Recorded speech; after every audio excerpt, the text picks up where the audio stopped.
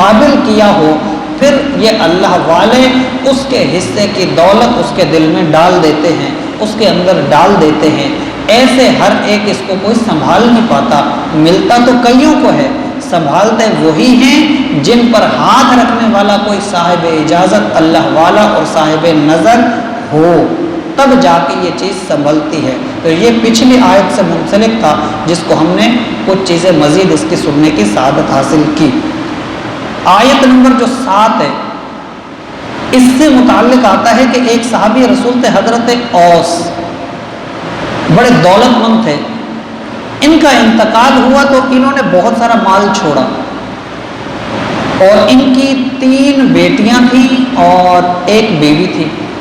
جو بیوہ ہو گئی۔ ان کا جو سارا سامان تھا، اچھا ان کے چچا کے بھی 2 بیٹے تھے،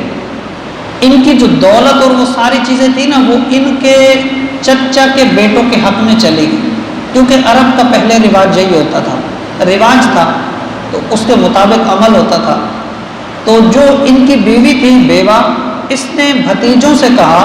کہ تم ساری دولت اگر لینا چاہتے ہو، لے رہے ہو، تو ایک کام کرو،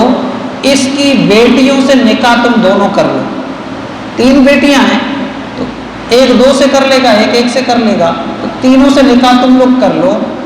تاکہ یہ بھی تمہارے پاس آ جائیں تو ان کا بھی گزر بسر چلے گا۔ دولت تم لوگ لے لو گے تو میں انہیں کیسے پالوں گی؟ اگر تم نکاح کر لو گے تو چلو ان کے حصے میں بھی کچھ نہ کچھ آ جائے گا اور نظام چلے گا۔ یہ شکل و صورت سے خوبصورت نہیں تھی، زیادہ عام تھی، زیادہ خوبصورت نہیں تھی، انہوں نے انکار کر دیا۔ تو یہ جو بیوہ تھی یہ حضور کے پاس آئی اور آ کے سارا معاملہ عرض کیا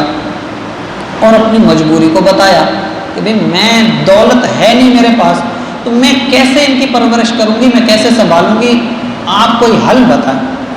حضور نے ان دونوں بھتیجوں کو بلا لیا اور کہا کہ بھئی کیا معاملہ ہے؟ انہوں نے کہا کہ حضور جو رواج ہے اس کے مطابق دولت تو ہماری ہے، تو ہم اس میں کوئی ظلم تو نہیں کر رہے۔ یہ جو معاملہ حضور کے پاس آیا تھا، اس واقعے کے بعد یہ آیت کریمہ نازل کی گئی۔ یہ جو واقعہ اب ہمارے ذہن میں ہوگا تو ہمیں یہ آیت صحیح سے سمجھ آئے گی، کیونکہ وہ لوگ کہتے یہ تھے عورتوں کو،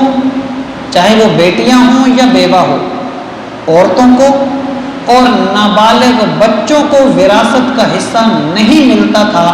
اور ان کا کہنا یہ تھا کہ وہ بندہ وراثت کا حقدار ہے جو میدان جنگ میں جاتا ہے۔ تو ہم مرد ہیں، ہم میدان جنگ میں جاتے ہیں، اس لیے ہم حقدار ہیں، ان کو حصہ نہیں ملتا تھا۔ اور یہی واقعہ اس میں ہوا کہ بھتیجوں کو مل گیا، بیوہ کو اور بچیوں کو، یتیم جو تھیں ان کو نہیں ملا، اور نکاح انہوں نے کیا نہیں کہ بھی یہ زیادہ خوبصورت نہیں ہے، اس لیے انہوں نے دلچسپی نہیں لی اس میں۔ اس بات پر اللہ تعالیٰ نے یہ آیت کریمہ نازل فرمائی اور فرمایا کہ للرجال نصیب، مردوں کے لیے حصہ ہے، مما ترک الوالدان والاقربون، جو کچھ ترکہ چھوڑ جائیں والدین یا پھر قریبی رشتہ دار، وللنساء نصیب، اور عورتوں کے لیے بھی حصہ ہے،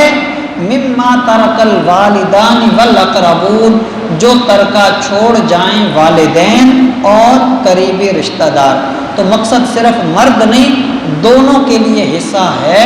مردوں کے لیے بھی اور عورتوں کے لیے بھی۔ والدین چھوڑیں یا قریبی رشتہ دار جو ترکہ چھوڑیں گے اس میں سے حصہ ہوگا۔ فرمایا مما قل منہ او کثر، چاہے وہ قلیل ہو چاہے وہ کثیر ہو، ترکہ تھوڑا ہو یا زیادہ ہو، حصہ دونوں طرف سے ہوگا، یعنی مردوں کو بھی ملے گا اور عورتوں کو بھی ملے گا،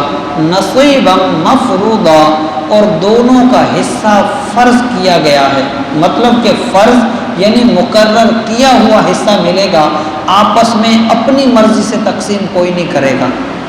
اس کے بعد پھر احکامات چینج ہوئے، اور پھر عرب کے اندر اسلام نے جب تعلیم دی تو پھر یہی چیز پھیلی اور مردوں اور عورتوں دونوں کا حصہ ترکے کے اندر شامل ہوا، اور اس کے بعد یہ معاملہ بھی حل ہو گیا۔ اور وہ جو بھتیجے تھے جب حکم نازل ہوا تو مسلمان تھے، انہوں نے سارا ترکہ حضور کے سامنے پیش کر دیا اور کہا کہ ہمارا مقصد ظلم نہیں تھا، ہمارا مقصد تھا رواج ہے یہی تو ہم نے لے لیا، اب اسلام الگ سے حکم دے رہا ہے